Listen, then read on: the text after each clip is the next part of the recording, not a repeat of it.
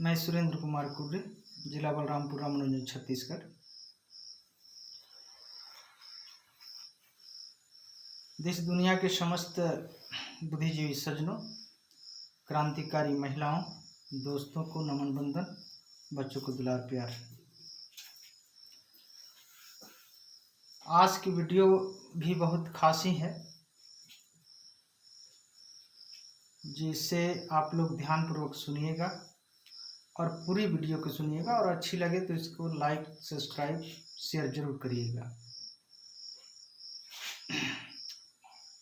कृपया इस पर जरूर ध्यान दीजिएगा। और मैं जल्दी में अपनी बात रख रहा हूँ, क्योंकि समय भी बहुत ज़्यादा हो गई है। आज कांवड़ यात्रा का समय चल रही है। सबसे पहले उन सभी कांवड़ियों को, भक्तजनों को, सभी को नमन है।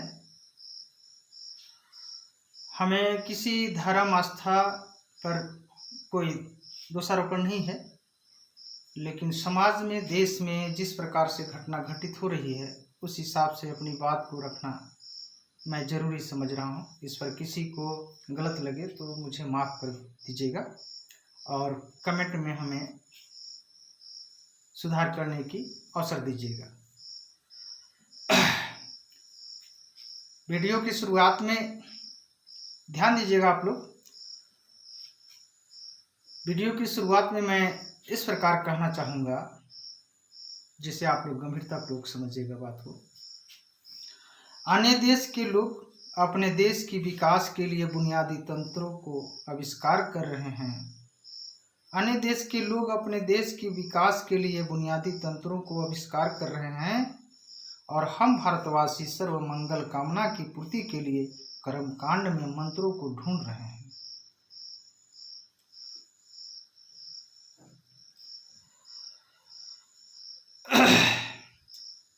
सबसे पहले उन सभी कांवड़ ढूंढने वाले सभी साथियों को याद दिलाना चाहूँगा कि आप सभी को मालूम होगा, इसलिए मैं संकेत के रूप में मैं अपनी बात रखना चाहूँगा।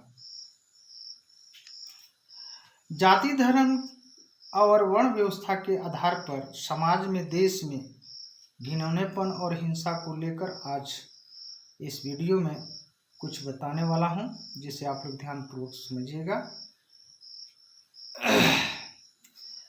किसी ने ठीक ही गाया है,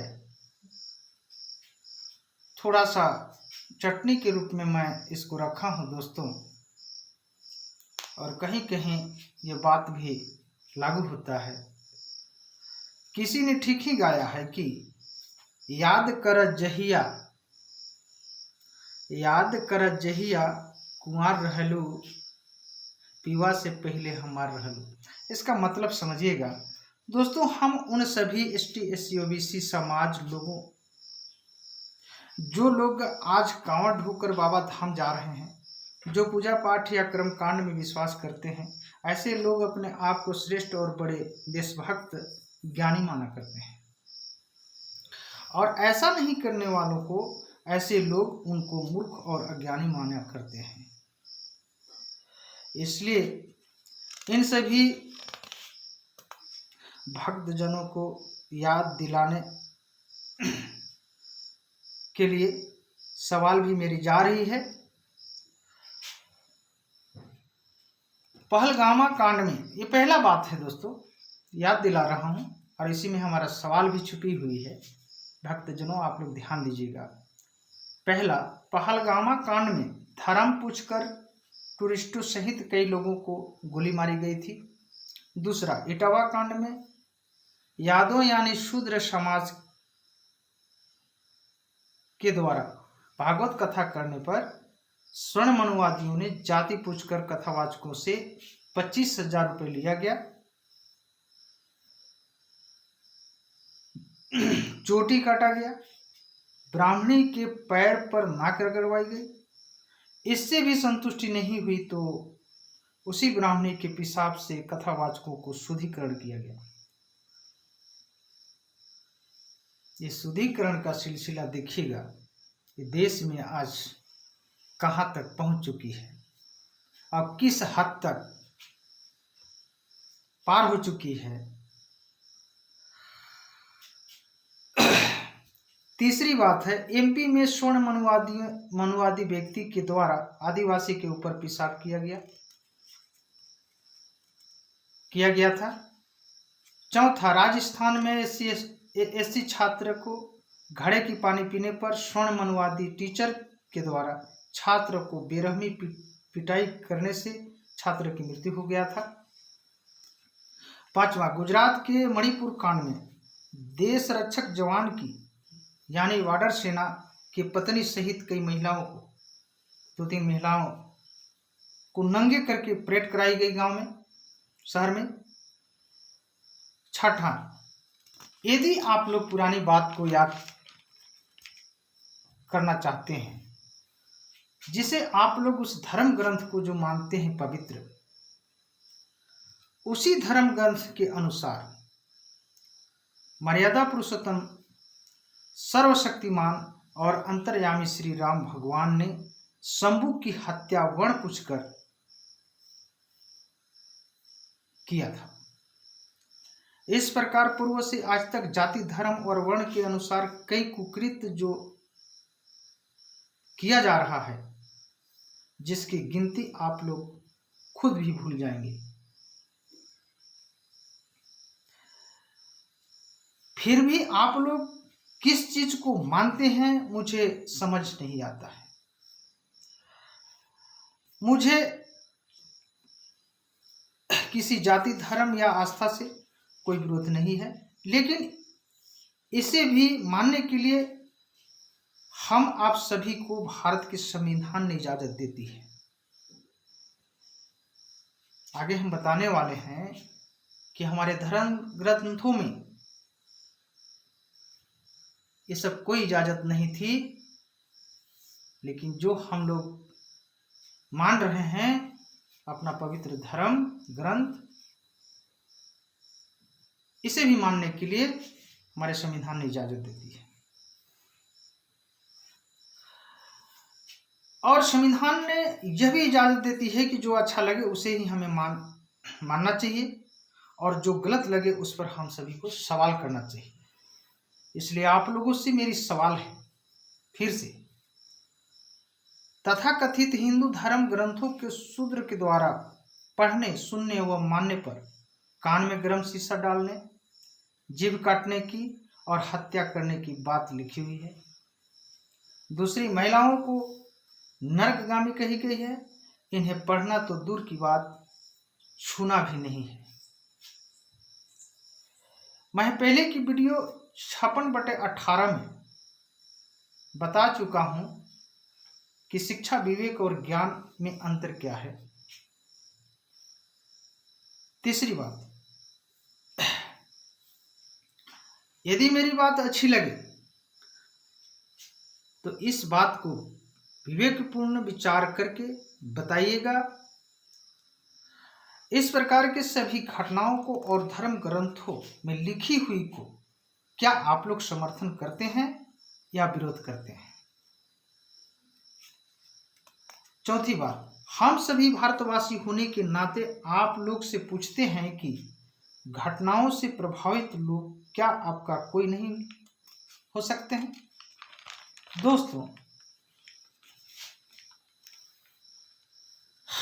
एसटी एससी ओबीसी समाज के बुद्धिजीवी इतिहासकारों ने बताया करते हैं कि तथाकथित हिंदू धर्म ग्रंथों के अनुसार एसटी एससी ओबीसी समाज के लिए एवं समस्त महिलाओं के लिए, यहाँ तक कि ब्राह्मणी महिलाओं के लिए भी ग्रंथों में अपमानजनक और शोषण, अन्याय, अत्याचार की बातें लिखी गई है।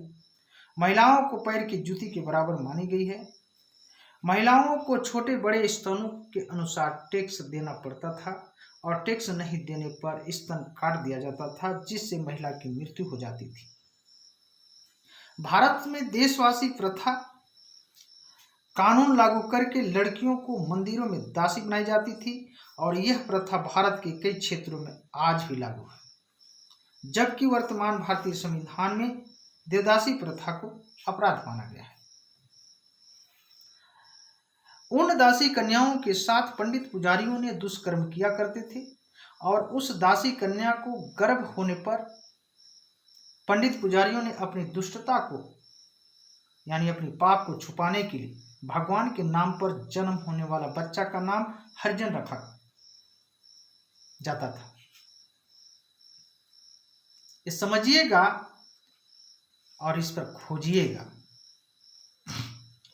शूद्र समाज की बेटियों यानी हमारी आपकी सभी की बेटियों को, शूद्र समाज की बेटियों को यानी हमारी आपकी सभी बेटियों की शादी के बाद ब्राह्मणों के यहाँ जाना होता था और वधू के साथ 3 दिन तक शारीरिक संबंध यानी दुष्कर्म के 3 दिन के पश्चात तब वधू को दूल्हे के घर भेजी जाती थी,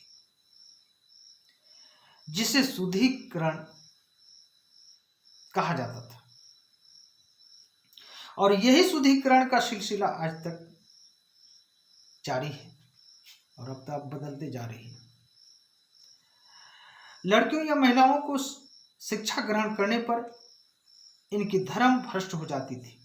फिर आज इनकी धर्म भ्रष्ट क्यों नहीं हो रही है? दोस्तों, इस बात को समझिएगा भक्तों कि जब ये हिंदू धर्म को मानने के लिए कहते हैं तो सबसे पहले तो इनको अपनी महिलाओं, अपने धर्म ग्रंथों के अनुसार अपने महिलाओं, बहुओं, बेटियों को शिक्षा अध्ययन स्कूल में क्यों कराने भेजते हैं? इस तरह के इनके धर्म के अनुसार लड़कियों या महिलाओं को शोषण, अन्याय, अत्याचार करने के लिए सबसे घटिया नियम जैसे मूलाक्रम प्रथा, देवदासी प्रथा, शुद्धिकरण प्रथा चलाई जाती थी।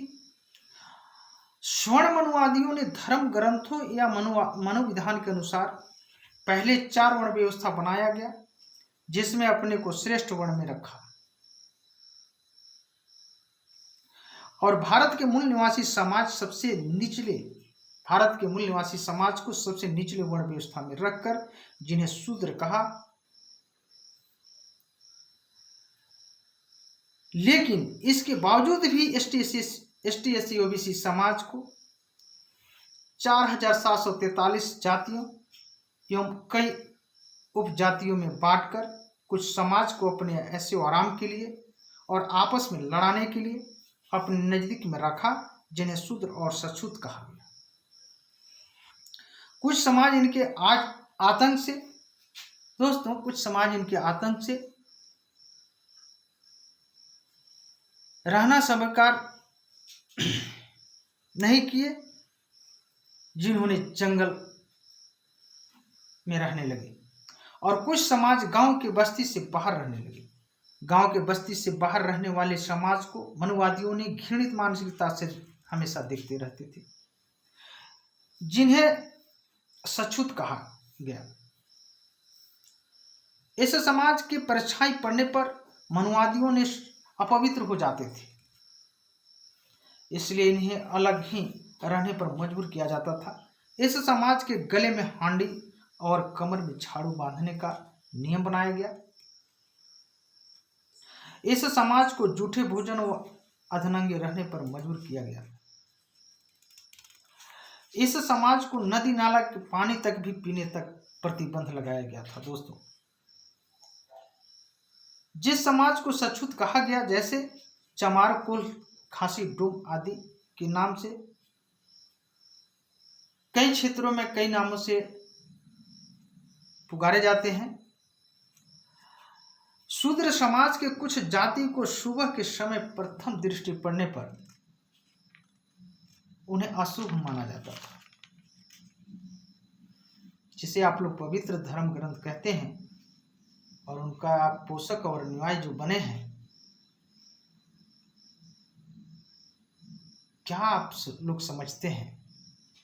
अब इस वीडियो में आप लोग सुनकर समझने का कोशिश करिएगा। दोस्तों, जिन मनुवादियों ने षड्यंत्र के द्वारा आपस में लड़ाकर भारत पर इस तरह कब्जा करके 33 करोड़ देवी देवताओं के नाम देकर समाज को पूजा पाठ के माध्यम से सर्वमंगल सद्बुद्धि होने की बात बताई गई, जिसे हमारा समाज आज तक मानते आ रही है।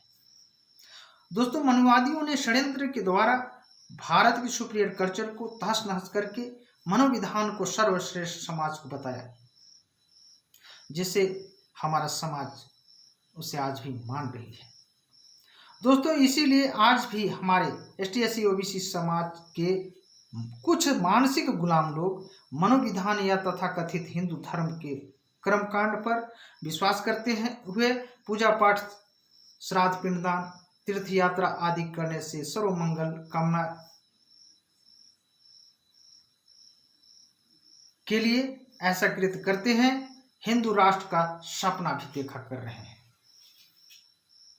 दोस्तों, यह हमारी बातें नहीं है, बल्कि यह हमारी बात जो हम बता रहे हैं ST/SC OBC बुद्धिजीवी के इतिहासकारों की बात है। इसलिए फिर से आप सभी भक्तजनों से प्रश्न है। आदरणीय भक्तजनों, आपसे मेरा कोई बुराई नहीं है। मैं निवेदन करना चाहता हूं कि इस बात को गंभीरतापूर्वक समझिएगा, क्योंकि हमसे आप लोग बेहतर समझदार हो सकते हैं। क्या इतिहासकारों की सारी बातें गलत है या सही है? पहला प्रश्न, क्या धर्म ग्रंथों के अनुसार वर्तमान समय में समाज के साथ शोषण, अन्याय, अत्याचार नहीं हो रही है, जैसा कि हमने बताया? यानी हो रही है। तीसरी बात है, क्या पूर्व से आज तक कर्मकांड, तीर्थ यात्रा, पूजा पाठ, श्राद्ध, पिंडदान कराने से, कांवड़ ढोने से देश व समाज को अभी तक क्या फायदा हुआ है? यदि 33 करोड़ देवी देवताओं में इतनी शक्ति है तो आज तक किसी भी समाज को कोई एक भी अधिकार क्यों नहीं दिया गया, क्यों नहीं मिला? या फिर आपको संवैधानिक अधिकार की जरूरत क्यों पड़ रही है? अब पांचवा प्रश्न हमारे आदरणीय स्वर्ण मनुवादियों से है कि क्या पूर्वजों की गलती को हम सभी एक साथ मिलकर इसकी सुधार नहीं किया जा सकता है? दोस्तों, आप लोगों के माध्यम से मैं उन आदरणीय भक्तजनों, महिला पुरुष सहित एवं स्वर्ण मनुवादियों से कहना चाहता हूं कि जब किसी गांव में किसी के यहां कोई भी घटना हो जाती है या सामाजिक कार्य हो जाती है, तो उसकी घर की या उसकी जाति की बदनामी नहीं होती है, बल्कि पूरे गांव की बदनामी होती है। ठीक उसी तरह से यदि हमारे देश में हम लोगों के बीच में, हम लोग के आपस में इस प्रकार से कुकृत्य जो हो रहे हैं, तो अन्य देश के समझदार लोग किसी जाति और धर्म से जुड़ करके हम लोगों के ऊपर दोषारोपण नहीं करेंगे या हंस नहीं रहे होंगे जाति के आधार पर, बल्कि हम पूरे भारतवासी को बदनामी है। इस बात को कब तक समझिएगा?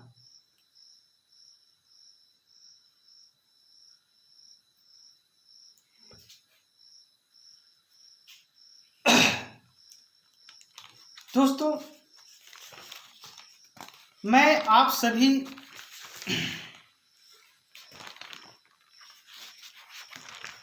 लोगों से मेरा कहना है कि इस बात को किसी व्यक्तिगत या जातिगत या धर्मगत नहीं लेना है, और मैं किसी जातिगत और धर्मगत भी हम कोई बात नहीं मानते हैं। मैं किसी भी जाति, धर्म, सामाजिक संगठन या राजनीतिक संगठन से जुड़ करके मैं नहीं देखता हूँ, बल्कि मैं मानव के इंसानियत को देखता हूँ और मैं इंसानियत का ही फॉलो करता हूँ। इस प्रकार से हमारा भारत की संस्कृति भी है, जो आज संस्कृति को तहस नहस करके हम सब आपस में ही उलझ कर कट कट करके मर रहे हैं। ये भारत की इतनी दुर्दशा क्या आप लोगों को समझ में नहीं आता है?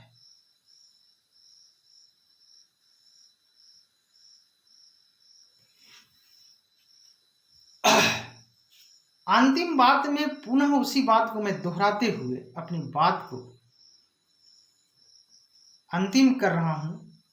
अन्य देश के लोग अपने देश की विकास के लिए बुनियादी तंत्रों को आविष्कार कर रहे हैं और हम भारतवासी स्वर्ग मंगल कामना की पूर्ति के लिए कर्मकांड में मंत्रों को ढूंढ रहे हैं।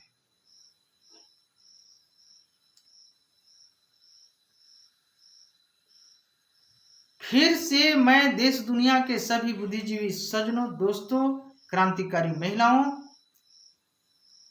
खासकर महिलाओं, आप लोग अच्छी तरह से मेरी वीडियो की एक एक बात को समझिएगा और जो मैं बात बोला हूं एक्चुअल में इस बात को मिलाइएगा कि धर्म ग्रंथ में पढ़िएगा क्या ये बात सत्य है या असत्य में बोला हूं।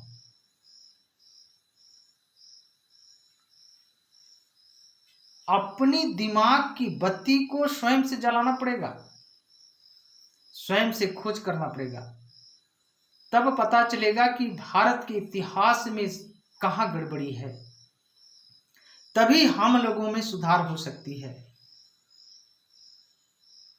आज भारत की इतनी अच्छी संविधान जिसमें समता, स्वतंत्रता, बंधुता और न्याय की बात प्रथम पृष्ठ में ही कहा गया है, लिखा गया है।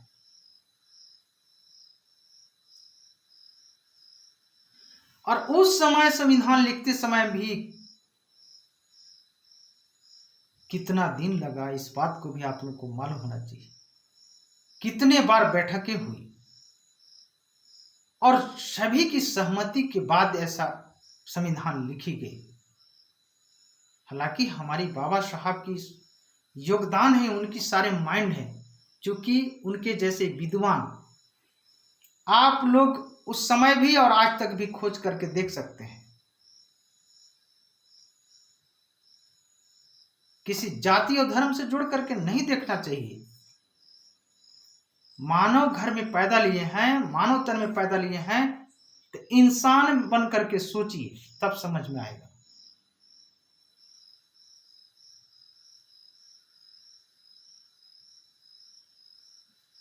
दोस्तों, हमारी बातों में कहीं किसी को खराब लगा होगा तो माफ कर दीजिएगा, और सही लगा होगा तो इस वीडियो को ज़्यादा से ज़्यादा शेयर करिएगा, लाइक करिएगा, सब्सक्राइब करिएगा। जय भीम, जय मानव समाज।